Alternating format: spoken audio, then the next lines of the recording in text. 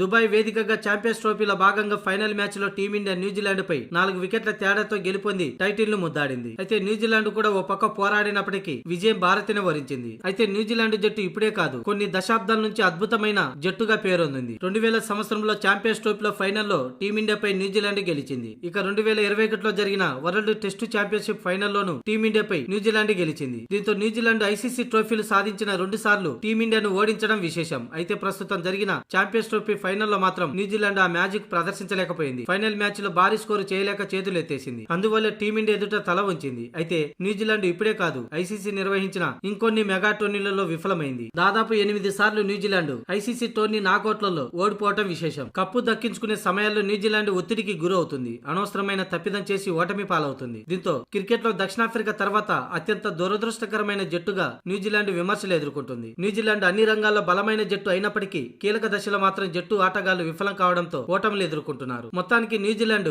ముందుగానే ఊహించి చేజింగ్ తీసుకుంటే ఇంకా ఒత్తిడికి గురవుతామేమో అని భావించేయేమో తొలుత బ్యాటింగ్ ఎంచుకోవడం పెద్ద తప్పు చేసింది. ఎందుకంటే చేజింగ్ లో భారత్ కున్న రికార్డు గురించి తెలిసి కూడా టీమిండియాను చేజింగ్ కు ఆహ్వానించడం, అందులోనూ ఛాంపియన్స్ ట్రోఫీలో బంగ్లాదేశ్, పాకిస్తాన్, ఆస్ట్రేలియాపై చేజింగ్ లో గెలిచి కూడా న్యూజిలాండ్ అదే నిర్ణయం తీసుకుంది. ఇక్కడే పప్పులో కాలేసింది. 2023 వన్డే వరల్డ్ కప్ లో టీమిండియా ముందుగా బ్యాటింగ్ చేసి కనీసం 300 స్కోర్ కూడా చేయలేకపోయింది. బ్యాటింగ్ అనుకూలించే పిచ్చిపై ఆస్ట్రేలియా ఆడుతూ పాడుతూ ఛేదించింది. అలాంటి తప్పిదమే న్యూజిలాండ్ చేసింది. ఇదే విషయంపై న్యూజిలాండ్ తమ స్వదేశానికి వెళ్లాక వారి క్రికెట్ బోర్డు ముందు ఫైనల్లో చేసిన తప్పు గురించి వివరిస్తూ టాసే కీలకమని, ఆ సమయంలో ముందుగా బ్యాటింగ్ ఎంచుకోవటం, టీమిండియాను చేజింగ్ ఆహ్వానించడం పెద్ద తప్పైపోయిందని, అలాగే ఒకే వేదికపై టీమిండియా ఆడడం టీమిండియాకు కలిసి వచ్చిందని, అందుకే ఈ ఫైనల్లో న్యూజిలాండ్ ఓటమికి కారణమంటూ న్యూజిలాండ్ క్రికెట్ బోర్డుకు శాట్నర్ సేన వివరణ ఇచ్చిందట.